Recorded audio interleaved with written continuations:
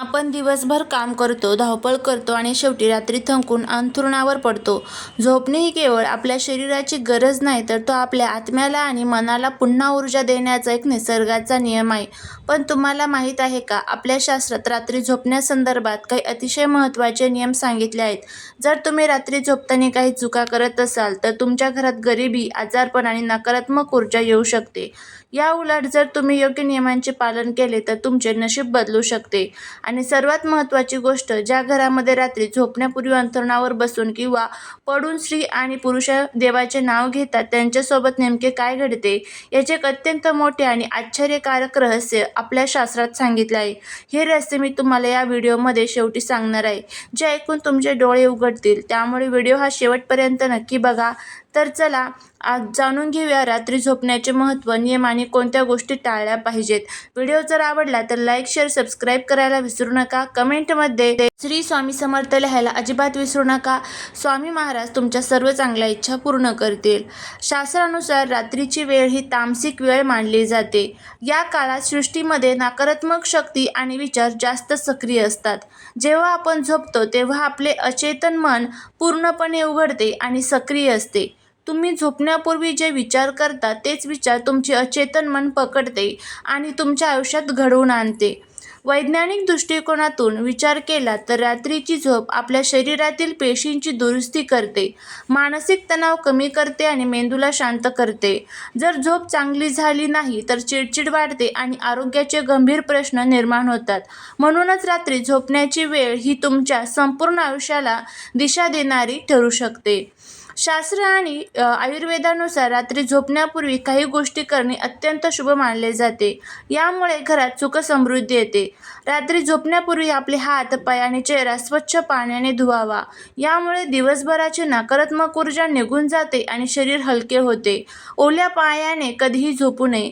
पाय पुसून मगच अंथरुणावरती जावे. ज्या अंथरुणावर आपण झोपणार आहोत ते स्वच्छ आणि नीटनेटके असावे. विस्कळीत किंवा अस्वच्छ अंथरुणावर झोपल्याने राहू आणि केतूचे दोष निर्माण होतात.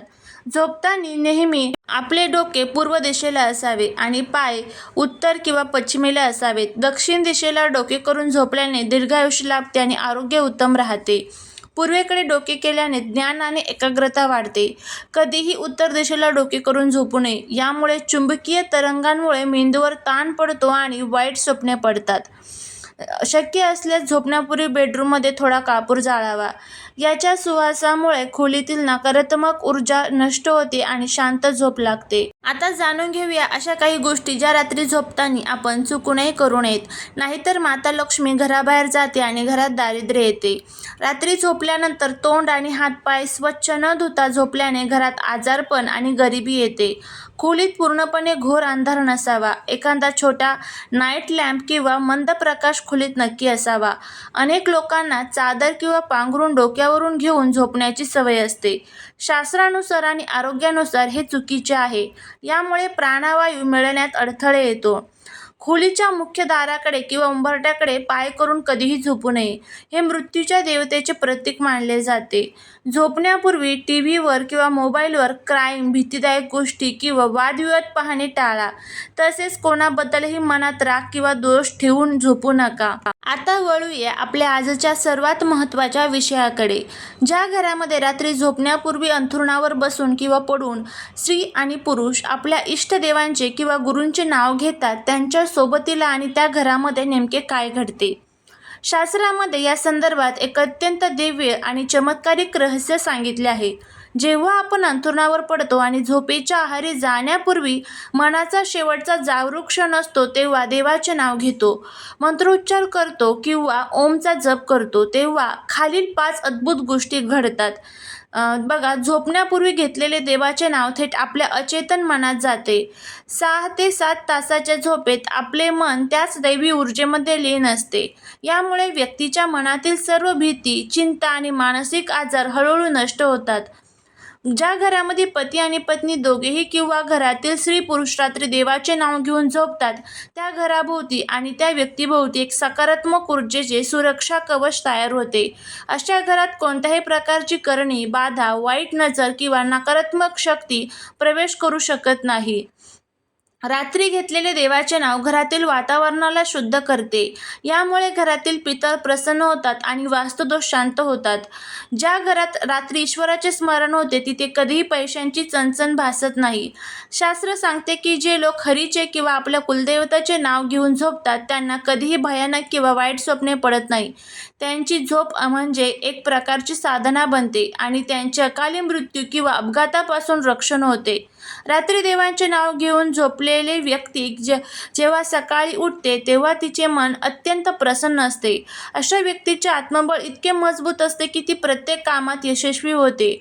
हळूहळू त्या घराचा भाग्योदय होतो आणि सुख समृद्धी नांदू लागते.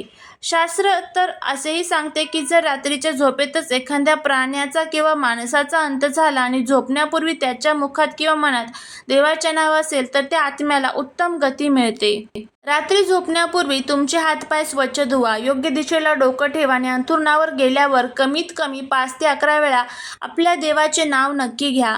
बघा, काहीच दिवसात तुमच्या आयुष्यात आणि घरात असा सकारात्मक बदल घडतो की तुम्हीही सुद्धा चकित व्हाल. आपल्या सनातन धर्माचे नियम सांगितले आहेत त्यामागे केवळ अंधश्रद्धा नसून खूप मोठे विज्ञान दडलेले आहे. आयुर्वेदामध्ये झोपलेल्याला त्रिपुस्तंभ पैकी एक मानले जाते. म्हणजेच तुमचे आयुष्य किती वर्ष असेल आणि तुम्ही किती निरोगी आहात हे तुमच्या झोपेवर अवलंबून आहे. शास्त्रात सांगितले आहे की रात्री झोपताना नेहमी डाव्या कुशीवर जास्त वेळ झोपावे. विज्ञानाने याला दुजोरा दिला आहे. जेव्हा आपण डाव्या कुशीवर झोपतो तेव्हा आपल्या शरीरातील सूर्यनाडी सक्रिय होते, जी अन्नपचन करण्यासाठी अत्यंत महत्त्वाची आहे.